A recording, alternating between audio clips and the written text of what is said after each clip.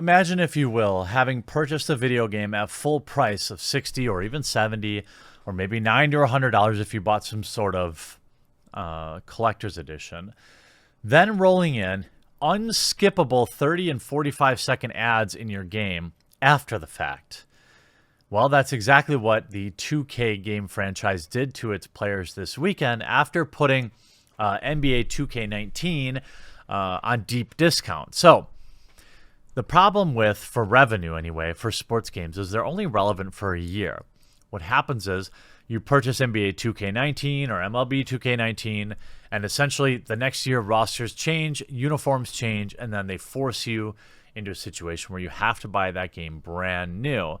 The thing is, what they really do is provide you, the customer, the absolute bare minimum in upgrades for that game in terms of features. And all they do then is they give you the new rosters, which should be a free DLC update anyway.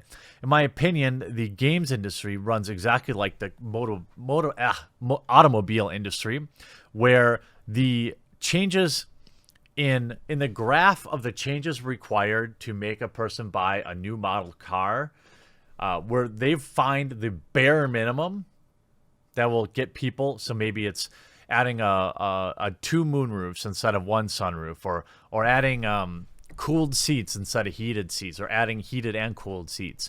Whatever the hot thing is that year, that is the minimum. We saw minivans in the 2000s putting the DVD players in there.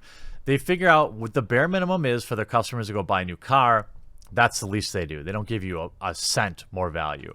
That's exactly what games like Madden and NBA 2K and MLB do, which is why I got off the treadmill of buying these sports games every year, because I realized that they weren't really making the game any better. They were just improving their monetization tactics. Now, these games make money with their packs.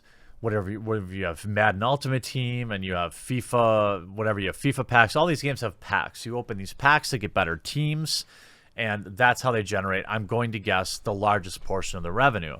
This weekend, now that the game has been deeply discounted, it looks like the folks at NBA 2K have inserted unskippable ads into the game, 30 or 45 seconds long. Loading screen advertisements are not a new concept in 2K games. A helpful post in the NBA 2K Reddit explains you can disable them by turning off 2K. Now, if you remember, Street Fighter did this as well. This influx of complaints across Reddit and social media indicates the rate of ads may have taken an upswing. Other Reddit users in the same thread chimed in with their thoughts. It's worth noting that NBA 2K very recently went on sale across multiple platforms for $2.99 or similar prices, making it 95% discount.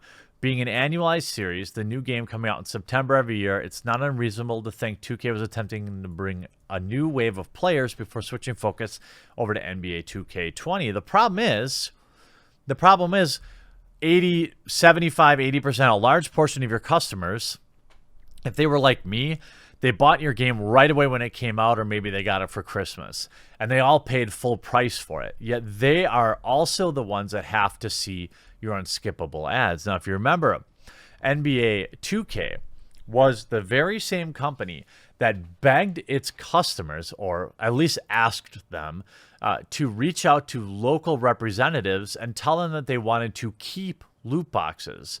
Late last year in September, Belgium voted on saying that loot boxes were basically too similar to gambling mechanics and they had to get rid of them.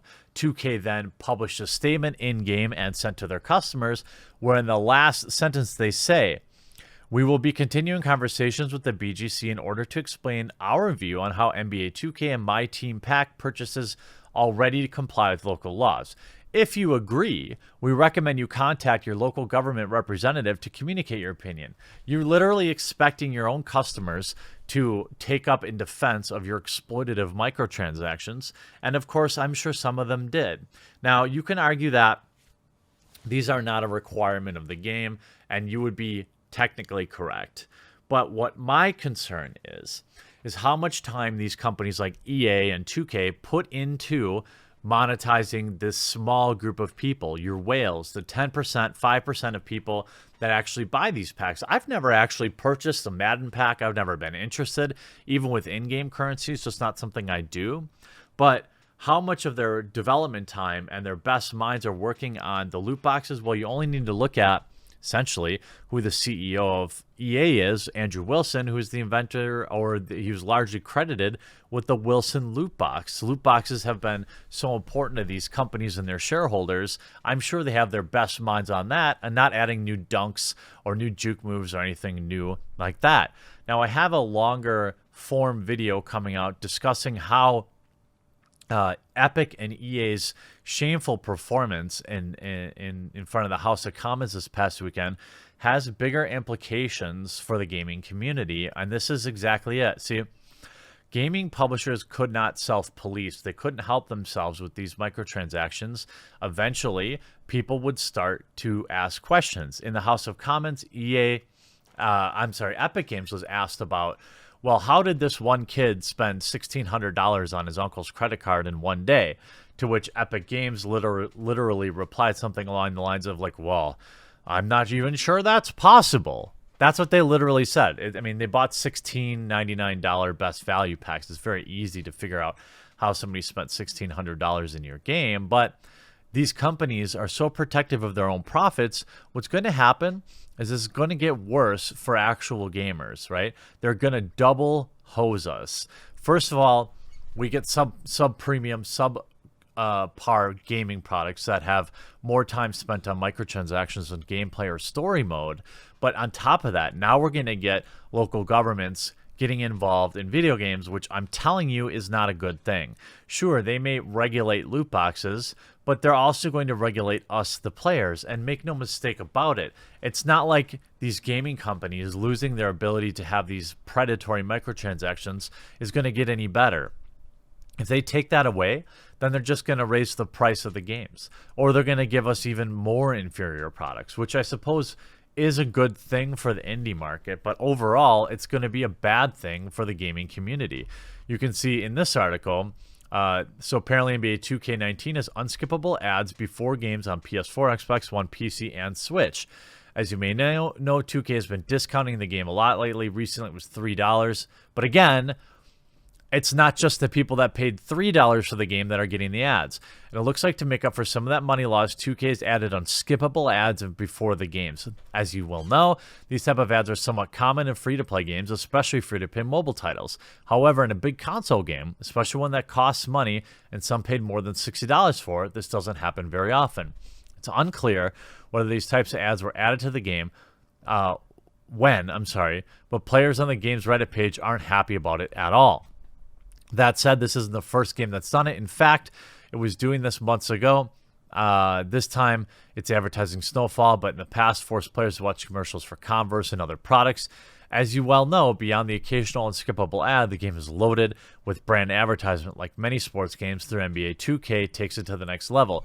And that's the thing. In Madden, the last Madden game I had, it had like nonstop ads for Snickers.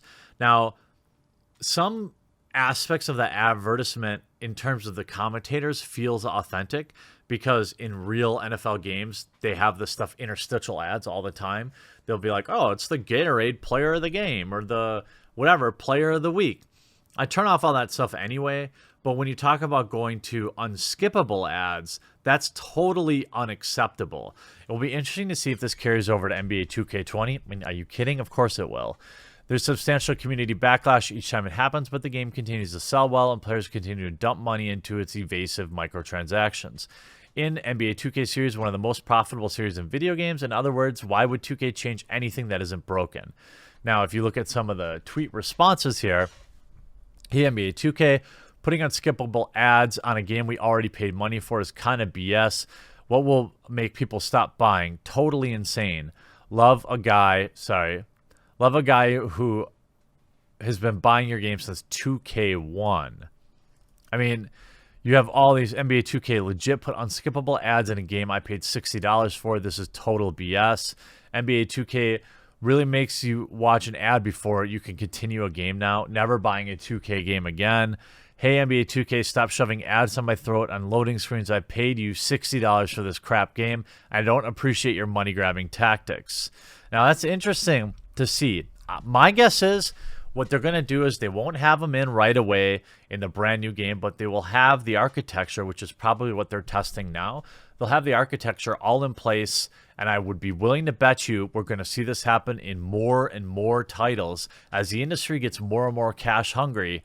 I am not excited for that. I hope you enjoyed this video. We'll talk to you again real soon.